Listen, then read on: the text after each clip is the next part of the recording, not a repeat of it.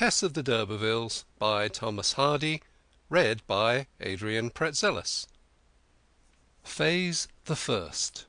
The Maiden. Chapter 1. On an evening in the latter part of May, a middle-aged man was walking homeward from Shaston to the village of Marlott, in the adjoining vale of Blakemore or Blackmore. The pair of legs that carried him were rickety, and there was a bias in his gait which inclined him somewhat to the left of a straight line. He occasionally gave a smart nod, as if in confirmation of some opinion, though he was not thinking of anything in particular. An empty egg-basket was slung upon his arm, the nap of his hat was ruffled, a patch being quite worn away at its brim, where his thumb came in taking it off. Presently he was met by an elderly parson astride on a grey mare, who, as he rode, hummed a wandering tune. "Good night to 'ee," said the man with the basket. "Good night, Sir John," said the parson. The pedestrian, after another pace or two, halted and turned round. "Now, sir, begging your pardon, we met last market day on this road about this time, and I said 'Good night,' and you made reply 'Good night, Sir John,' as now." "I did," said the parson. "And once before that, near a month ago." "I may have." "Then what might your meaning be in calling me Sir John these different times, when I be plain Jack Durbeyfield the haggler?" The parson strode a step or two nearer. "It was only my whim," he said; and after a moment's hesitation, "It was on account of a discovery I made some little time ago whilst I was hunting up pedigrees for the new county history. I am Parson Tringham, the antiquary of Stagfoot Lane. Don't you really know, Durbeyfield, that you are the lineal representative of the ancient and knightly family of the d'Urbervilles, who derive their descent from Sir Pagan d'Urberville, that renowned knight who came from Normandy with William the Conqueror, as appears by Battle Abbey roll?" "Never heard it before, sir." "Well, it's true. Throw up your chin a moment, so that I may catch the profile of your face better. Yes, that's the d'Urberville nose and chin, a little debased. Your ancestor was one of the 12 knights who assisted the Lord of Estremadville in Normandy in his conquest of Glamorganshire. Branches of your family held manors over all this part of England. Their names appear in the pipe rolls in the time of King Stephen. In the reign of King John, one of them was rich enough to give a manor to the Knights Hospitallers, and in Edward II.'s time your forefather Brian was summoned to Westminster to attend the great council there. You declined a little in Oliver Cromwell's time, but to no serious extent, and in Charles II's reign you were made Knights of the Royal Oak for your loyalty. Ay, there have been generations of Sir Johns among you, and if knighthood were hereditary, like a baronetcy, as it practically was in old times when men were knighted from father to son, you would be Sir John now." "You don't say so." "In short," concluded the parson, decisively smacking his leg with his switch, "there's hardly such another family in England." "Daze my eyes, and isn't there?" said Durbeyfield. "And here I have been knocking about year after year from pillar to post, as if I was no more than the commonest feller in the parish. And how long have this news about me been known, Parson Tringham?" The clergyman explained that, as far as he was aware, it had quite died out of knowledge, and could hardly be said to be known at all. His own investigation had begun on a day in the preceding spring, when, having been engaged in tracing the vicissitudes of the d'Urberville family, He had observed Durbeyfield's name on his waggon, and had thereby been led to make inquiries about his father and grandfather, till he had no doubt on the subject. "At first I resolved not to disturb you with such a useless piece of information," said he. "However, our impulses are too strong for our judgment sometimes. I thought you might perhaps know something of it all the while."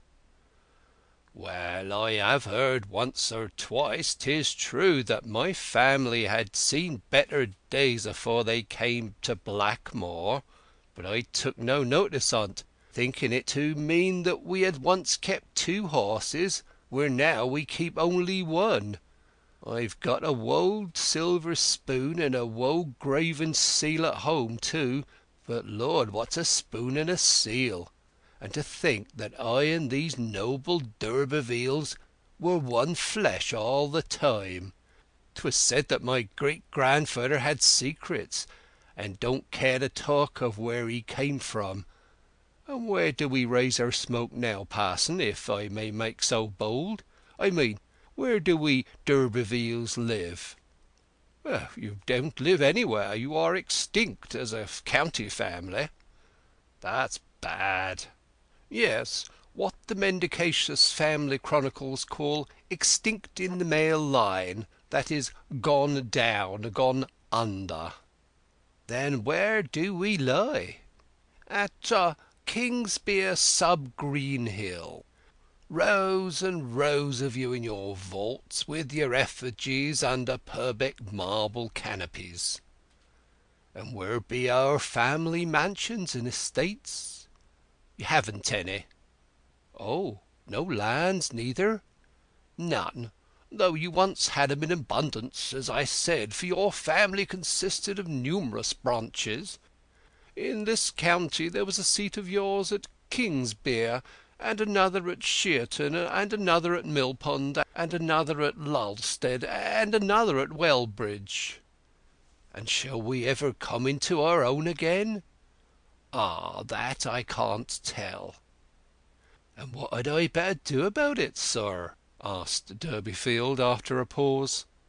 "Oh, nothing, nothing, except chasten yourself with the thought of how are the mighty fallen.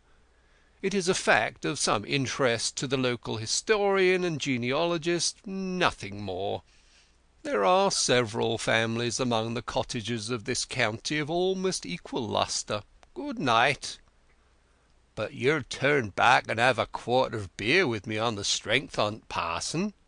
There's a very pretty brew on tap at the Pure Drop, though to be sure not so good as at Rolliver's." "No, thank you, not this evening, Durbeyfield. You've had enough already." Concluding thus, the parson rode on his way, with doubts as to his discretion in retelling this curious bit of lore. When he was gone, Durbeyfield walked a few steps in a profound reverie, and then sat down upon the grassy bank by the roadside, depositing his basket before him. In a few minutes a youth appeared in the distance, walking in the same direction as that which had been pursued by Durbeyfield. The latter, on seeing him, held up his hand, and the lad quickened his pace and came nearer. "Boy, take up that basket. I want 'ee to go on a errand for me." The lathlite stripling frowned. "Who be you then, John Durbeyfield, to order me about and call me boy? You know my name as well as I know yours." "Do you? Do you? That's the secret, that's the secret. Now obey my orders and take the message I'm going to charge 'ee wi'. Well, Fred, I don't mind telling you that the secret is that I'm one of a noble race. It has just been found out by me this present afternoon p.m." And as he made the announcement, Durbeyfield, declining from his sitting position, luxuriously stretched himself out upon the bank among the daisies. The lad stood before Durbeyfield and contemplated his length from crown to toe. "Sir John d'Urberville, that's who I am. continued the prostrate man. "That is, if knights were baronets, which they be. 'Tis recorded in history all about me. Dost know of such a place, lad, as Kingsbere sub Greenhill?" "Yes, I've been there to Greenhill Fair." "Well, under the church in that city there lie—" "'Tisn't a city. The place I mean, leastwise, 'twasn't when I were there. 'Twas a little one-eyed blinking sort of place." "Never you mind the place, boy. That's not the question before us. Under the church of that there parish lie my ancestors, hundreds of 'em, in coats of mail and jewels, in great lead coffins weighing tons and tons. There's not a man in the county o' South Wessex that's got grander and nobler skillintons in his family than I." "Oh!" "Now take up that basket and goo on to Marlott, and when you've come to the Pure Drop Inn, tell 'em to send a horse and carriage to me immediately to carry me hwome. And on the bottom of the carriage they to be put a noggin of rum in a small bottle, and chalk it up to my account. And when you've done that, goo on to my house with the basket, and tell my wife to put away that washing, because she needn't finish it, and wait till I come hwome, as I've got news to tell her." As the lad stood in a dubious attitude, Durbeyfield put his hand in his pocket and produced a shilling, one of the chronically few that he possessed. "Here's for your labour, lad." This made a difference in the young man's estimate of the position. "Yes, Sir John, thank ye. Anything else I can do for 'ee, Sir John?" "Tell 'em at hwome that I should like for supper, well, lamb's fry if they can get it, and if they can't, black pot, and if they can't get that, well, chitterlings will do." "Yes, Sir John."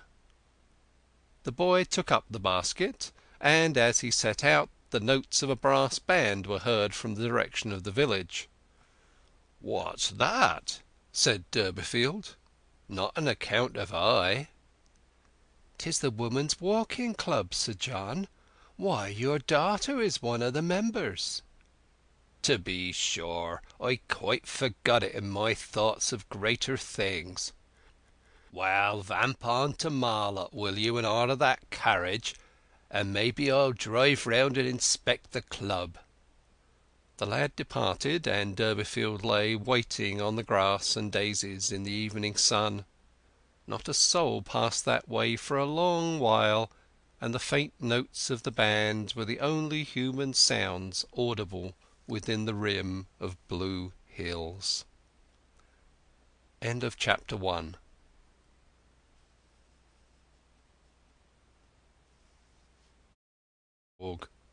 Tess of the d'Urbervilles by Thomas Hardy. Read by Adrian Pretzelis. Chapter 2. The village of Marlott lay amid the northeastern undulations of the beautiful vale of Blakemore, or Blackmore aforesaid, an engirdled and secluded region, for the most part untrodden as yet by tourist or landscape painter, though within a 4 hours' journey from London. It is a vale whose acquaintance is best made by viewing it from the summits of the hills that surround it, except perhaps during the droughts of summer.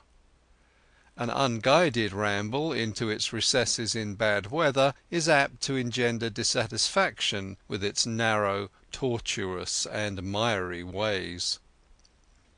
This fertile and sheltered tract of country, in which the fields are never brown and the springs never dry, is bounded on the south by the bold chalk ridge that embraces the prominences of Hambledon Hill, Bulbarrow, Nettlecombe Tout, Dogbury, High Stoy, and Bub Down.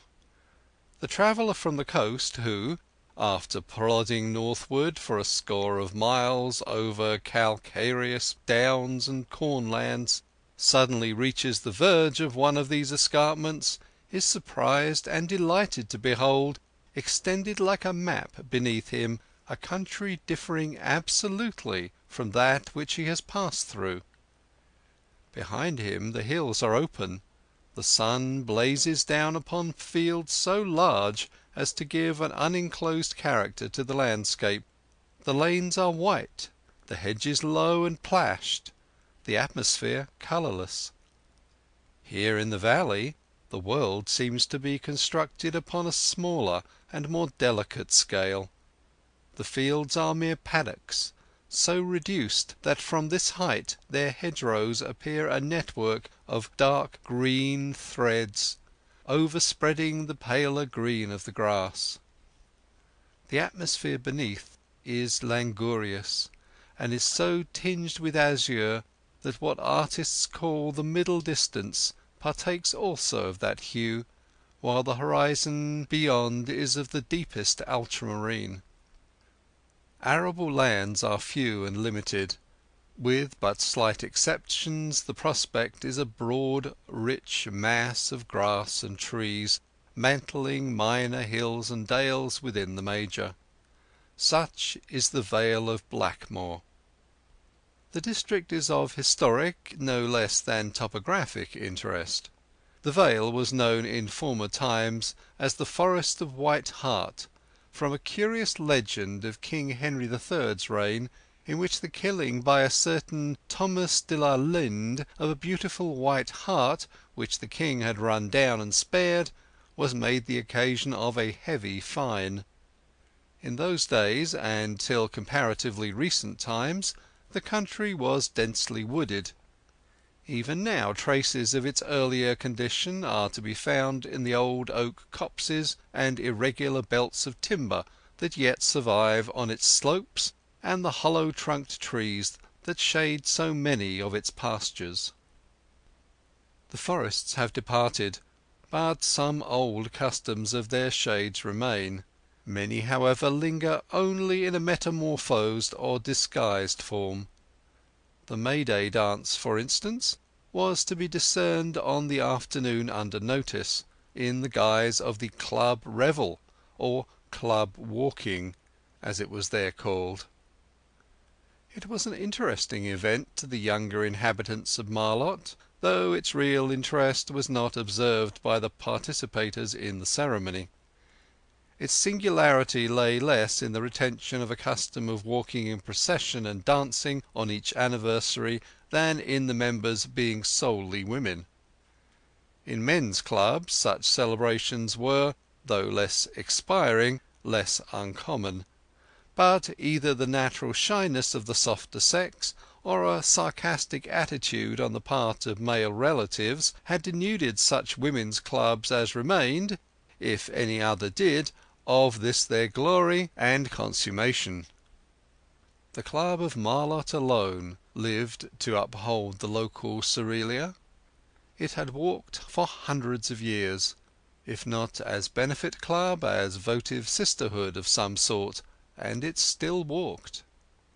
The banded ones were all dressed in white gowns, a gay survival from old-style days, when cheerfulness and Maytime were synonyms, days before the habit of taking long views had reduced emotions to a monotonous average.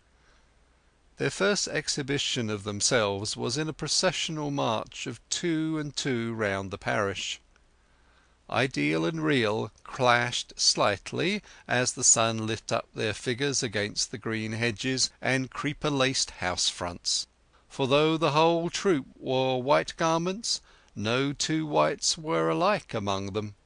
Some approached pure blanching, some had a bluish pallor, some, worn by the older characters, which had possibly laid by folded for many a year, inclined to a cadaverous tint and to a Georgian style.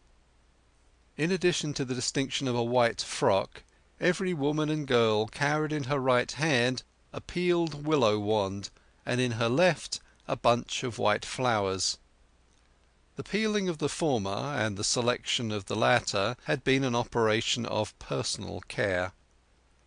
There were a few middle-aged and even elderly women in the train, their silver wiry hair and wrinkled faces, scourged by time and trouble, having almost a grotesque, certainly a pathetic appearance in such a jaunty situation.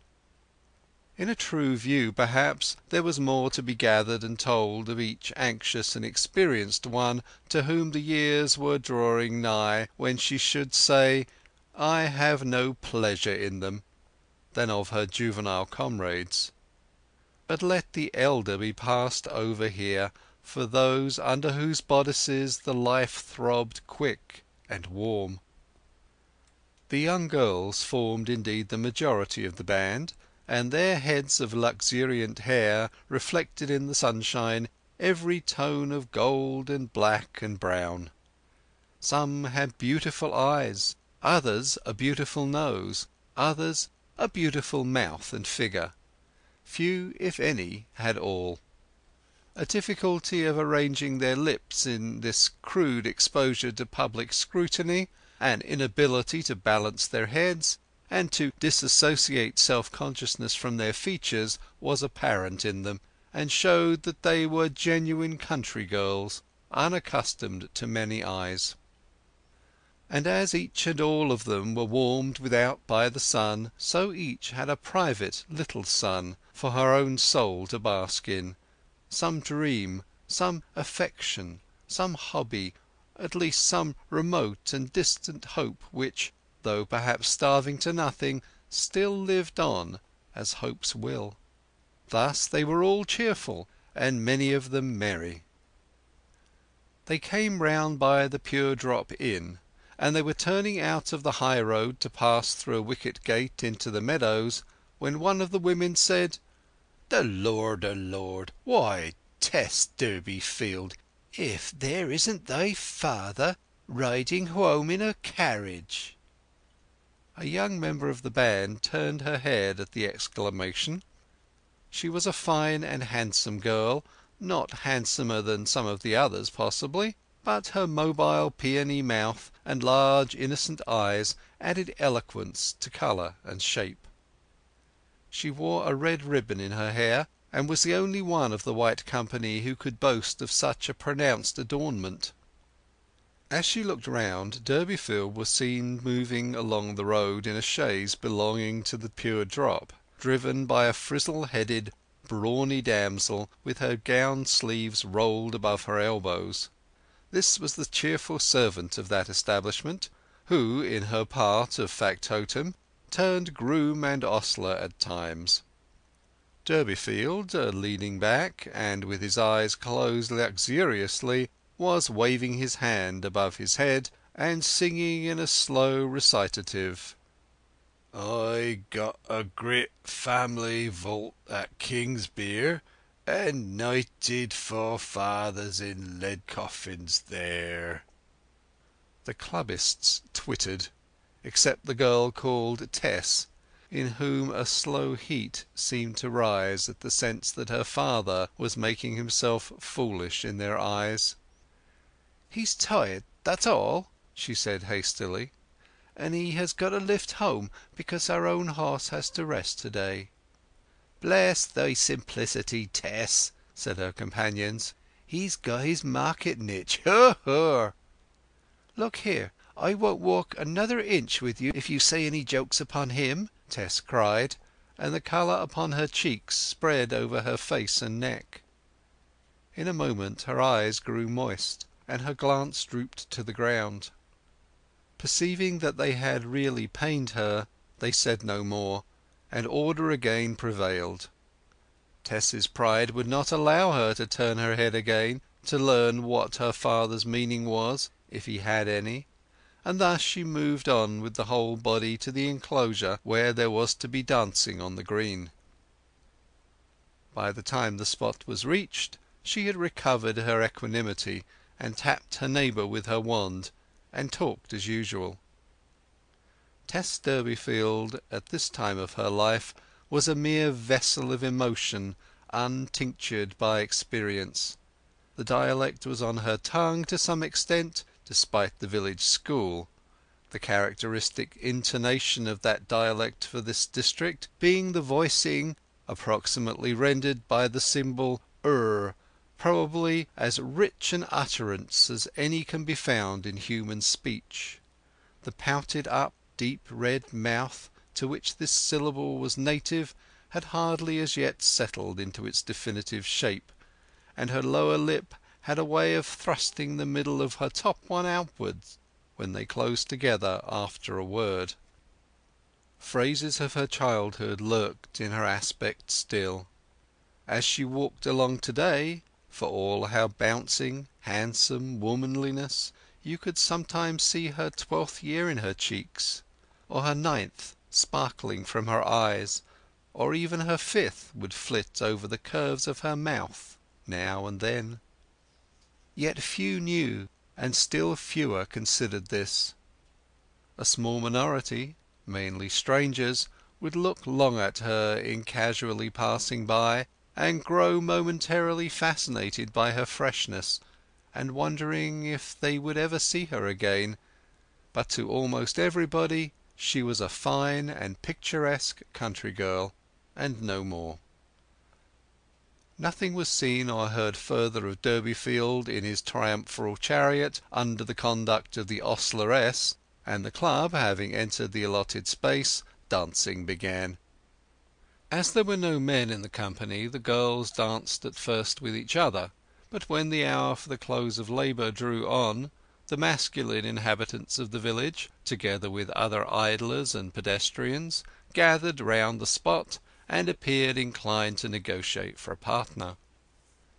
Among these onlookers were 3 young men of a superior class, carrying small knapsacks strapped to their shoulders, and stout sticks in their hands. Their general likeness to each other, and their consecutive ages, would almost have suggested that they might be, what in fact they were, brothers.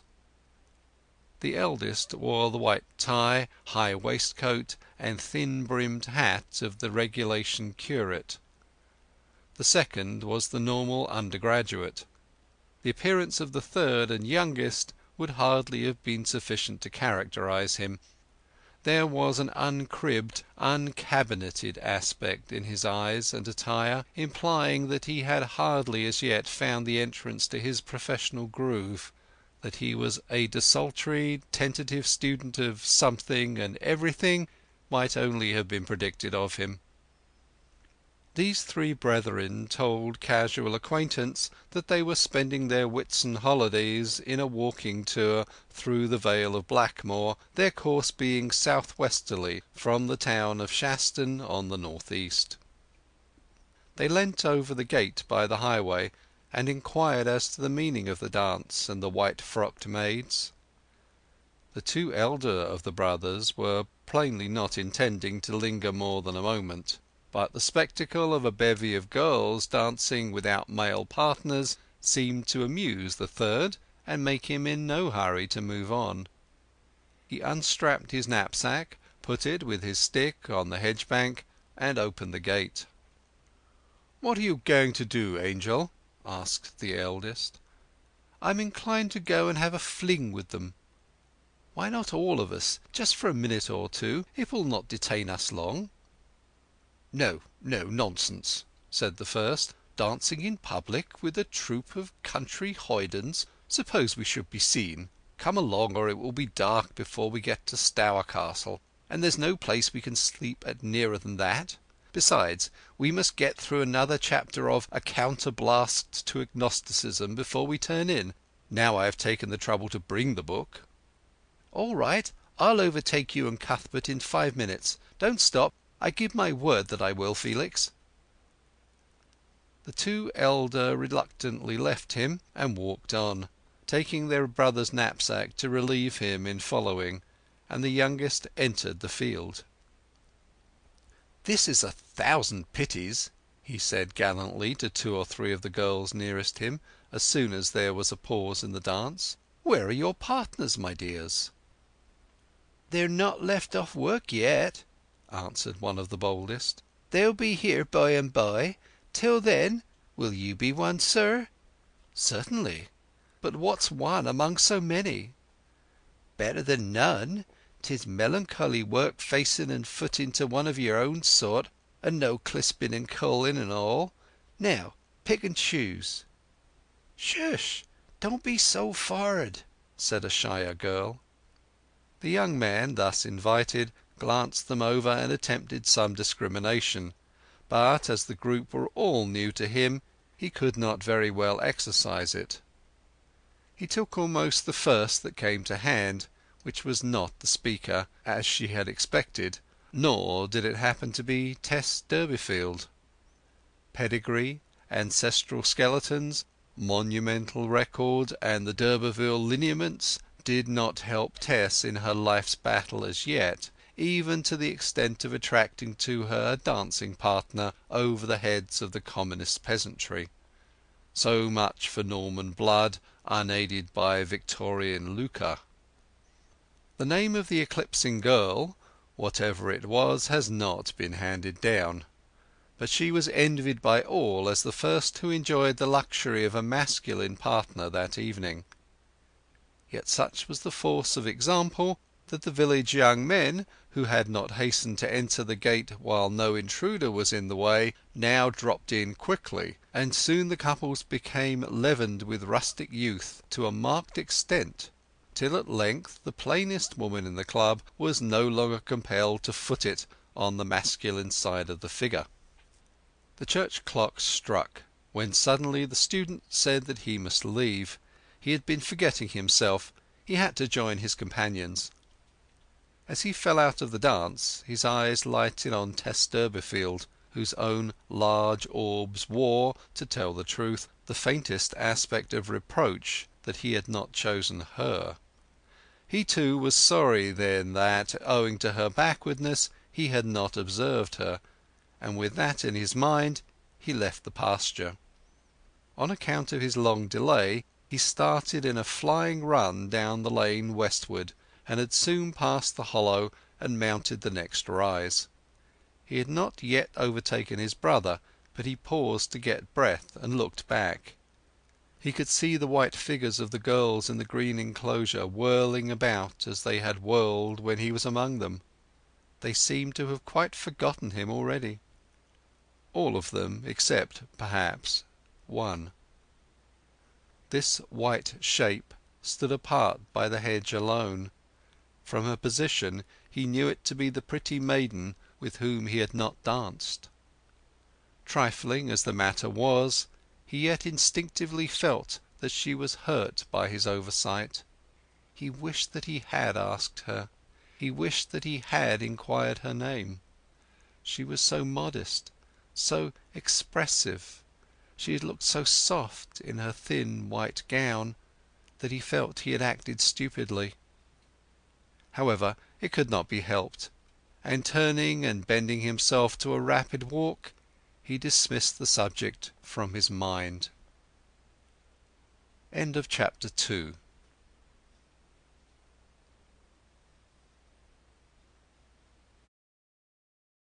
Chapter 3. As for Tess Durbeyfield, she did not so easily dislodge the incident from her consideration. She had no spirit to dance again for a long time, though she might have had plenty of partners, but they did not speak so nicely as the strange young man had done. It was not till the rays of the sun had absorbed the young stranger's retreating figure on the hill that she shook off her temporary sadness and answered her would-be partner in the affirmative.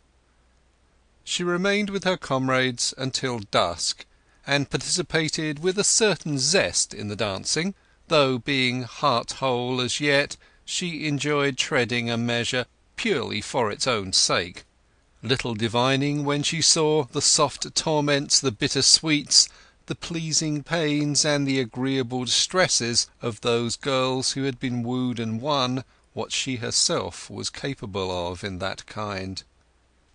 The struggles and wrangles of the lads for her hand in a jig were an amusement to her, no more, and when they became fierce she rebuked them. She might have stayed even later, but the incident of her father's odd appearance and manner returned upon the girl's mind to make her anxious, and wondering what had become of him, she dropped away from the dancers and bent her steps toward the end of the village, at which the parental cottage lay. While yet many score yards off, other rhythmic sounds than those she had quitted became audible to her, sounds that she knew well, so well. They were a series of thumpings from the interior of the house, occasioned by the violent rocking of a cradle upon a stone floor, to which movement a feminine voice kept time by singing in a vigorous gallopade the favourite ditty of the Spotted Cow. I saw her lie down in yonder green grove. Come, love, and I'll tell you where. The cradle rocking and the song would cease simultaneously for a moment, and an exclamation at highest vocal pitch would take the place of the melody. God bless thy dimmet eyes, and thy waxen cheeks, and thy cheery mouth, and thy cubits thighs, and every bit o' thy blessed body. After this invocation the rocking and the singing would recommence, and the Spotted Cow proceed as before. So matters stood when Tess opened the door and paused upon the mat within it, surveying the scene. The interior, in spite of the melody, struck upon the girl's senses with an unspeakable dreariness. From the holiday gaieties of the field, the white gowns, the nosegays, the willow wands, the whirling movements on the green, the flash of gentle sentiment toward the stranger, to the yellow melancholy of this one-candled spectacle, what a step! Besides the jar of contrast, there came to her a chill of self-reproach that she had not returned sooner to help her mother in these domesticities, instead of indulging herself out of doors. There stood her mother amid the group of children, as Tess had left her, hanging over the Monday washing tub, which had now, as always, lingered on to the end of the week. Out of that tub had come the day before, Tess felt it with a dreadful sting of remorse, the very white frock upon her back which she had so carelessly greened about the skirt on the dampening grass, which had been wrung up and ironed by her mother's own hands. As usual, Mrs Durbeyfield was balanced on one foot beside the tub, the other being engaged in the aforesaid business of rocking her youngest child. The cradle rockers had done hard duty for so many years under the weight of so many children on that flagstone floor that they were worn nearly flat, in consequence of which a huge jerk accompanied each swing of the cot, flinging the baby from side to side like a weaver's shuttle, as Mrs Durbeyfield, excited by her song, trod the rocker with all the spring that was left in her after a long day's seething in the suds. Nick knock went the cradle, the candle flame stretched itself tall and began jigging up and down, the water dribbled from the matron's elbows, and the song galloped on to the end of the verse, Mrs Durbeyfield regarding her daughter the while. Even now, when burdened with a young family, Joan Durbeyfield was a passionate lover of tune. No ditty floated into Blackmoor Vale from the outer world but Tess's mother caught up its notation in a week. There still faintly beamed from the woman's features something of the freshness and even the prettiness of her youth, rendering it probable that the personal charms which Tess could boast were of in main part her mother's gift, and therefore unknightly, unhistorical. "I'll rock the cradle for 'ee, mother," said the daughter gently. "Or I'll take off my best frock and help you ring up. I thought you had finished long ago." Her mother bore Tess no ill will for leaving the housework to her single-handed efforts for so long. Indeed, Joan seldom upbraided her thereupon at any time, feeling but slightly the lack of Tess's assistance whilst her instructive plan for relieving herself of her labours lay in postponing them. To-night, however, she was even in a blither mood than usual. There was a dreaminess, a preoccupation, an exaltation in the maternal look which the girl could not understand. "Well, I'm glad you've come," her mother said, as soon as the last note had passed out of her. "I want to go and fetch your father, And what's more'n that, I want to tell 'ee what have happened. You'll be fess enough, my poppet, when's know." Mrs Durbeyfield habitually spoke the dialect. Her daughter, who had passed the 6th standard in the National School under a London-trained mistress, spoke 2 languages: the dialect at home, more or less; ordinary English abroad to persons of quality. "Since I've been away?" Tess asked. "Ay." "Had it anything to do with father's making such a mommet of himself in thik carriage this afternoon? Why did her? I felt inclined to sink into the ground with shame." "That were all part of the larry. We've been found to be the greatest gentlefolk in all the country, reaching all back long afore Oliver Grumble's time, to the days of the pagan Turks, with monuments and vaults and crests and scutcheons and the Lord knows what all. In St. Charles's day we was made Knights of the Royal Oak, our real name being d'Urberville. Don't that make your bosom plim? 'Twas on account of that your father rode home in the villy, not because he'd been drinking, as people supposed." "I'm glad of that. Will it do us any good, mother?" "Oh yes, 'tis thought that great things may come on't. No doubt a mampus of folk of our own rank will be down here in their carriages as soon as 'tis known.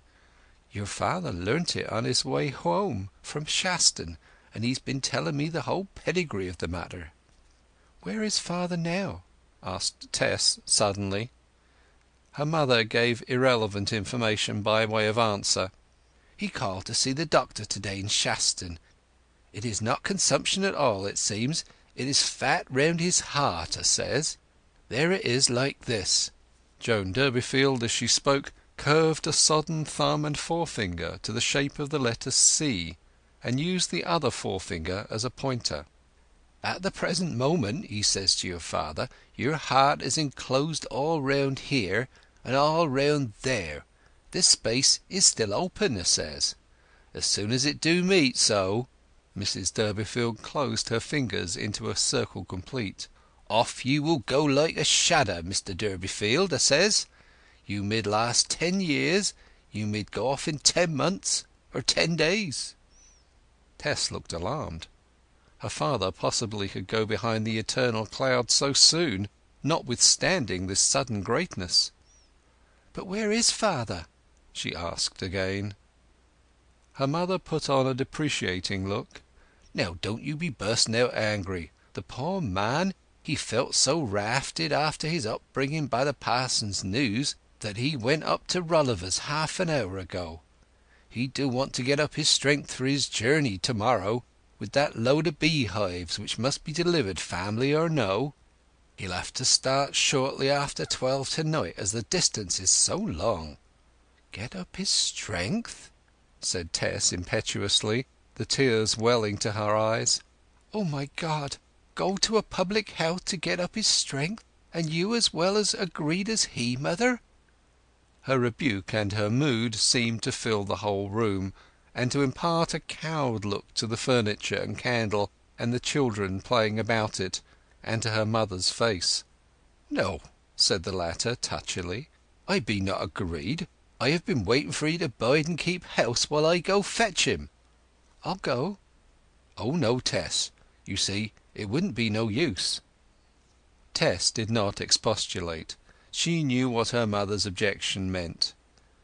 Mrs Durbeyfield's jacket and bonnet were already hanging slyly on the chair by her side, in readiness of this contemplated jaunt, the reason for which the matron deplored more than its necessity.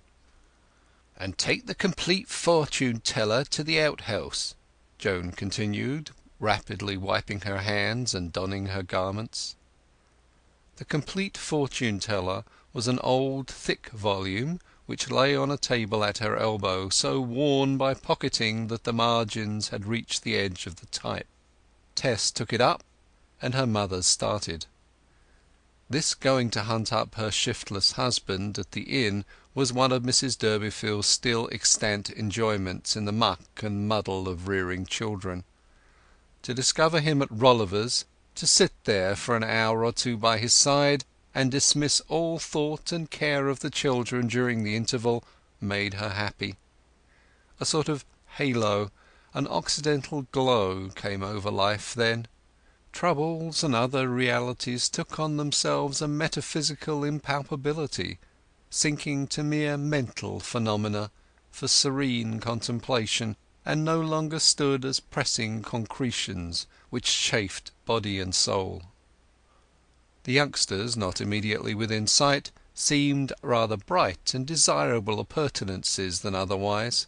The incidents of daily life were not without humorousness and jollity in their aspect there.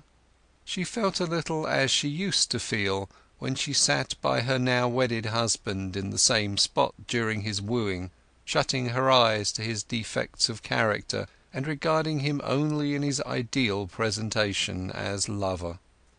Tess, being left alone with the younger children, went first to the outhouse with the fortune-telling book and stuffed it into the thatch.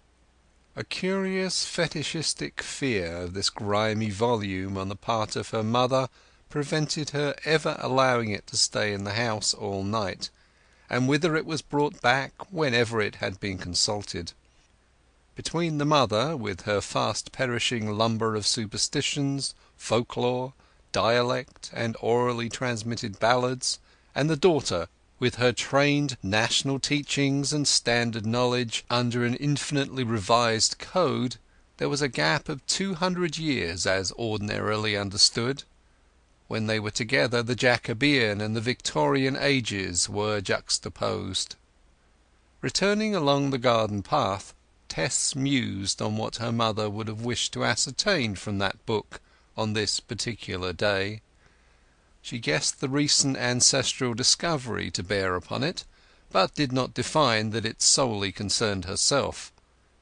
Dismissing this, however, she busied herself with sprinkling the linen dried during the day, in company with her 9-year-old brother Abraham and her sister Eliza Louisa of 12½, called Liza Lou, the youngest ones being put to bed.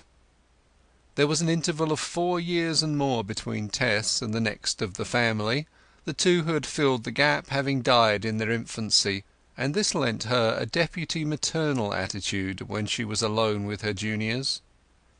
Next in juvenility to Abraham came 2 more girls, Hope and Modesty, then a boy of 3, and then the baby, who had just completed his 1st year. All these young souls were passengers in the Durbeyfield ship, entirely dependent on the judgment of the 2 Durbeyfield adults for their pleasures, their necessities, their health, even their existence. If the heads of the Durbeyfield household chose to sail into difficulty, disaster, starvation, disease, degradation, death, thither were these half-dozen little captives under hatches compelled to sail with them. 6 helpless creatures who had never been asked if they wished for life on any terms, much less if they wished for it on such hard conditions as were involved in being of the shiftless house of Durbeyfield. Some people would like to know whence the poet, whose philosophy is in these days deemed as profound and trustworthy as his song is breezy and pure, gets his authority for speaking of nature's holy plan. It grew later, and neither father nor mother reappeared. Tess looked out of the door and took a mental journey through Marlott. The village was shutting its eyes. Candles and lamps were being put out everywhere, and she could inwardly behold the extinguisher and the extended hand. Her mother's fetching simply meant one more to fetch. Tess began to perceive that a man in indifferent health who proposed to start on a journey before 1 in the morning ought not to be at an inn at this late hour celebrating his ancient blood.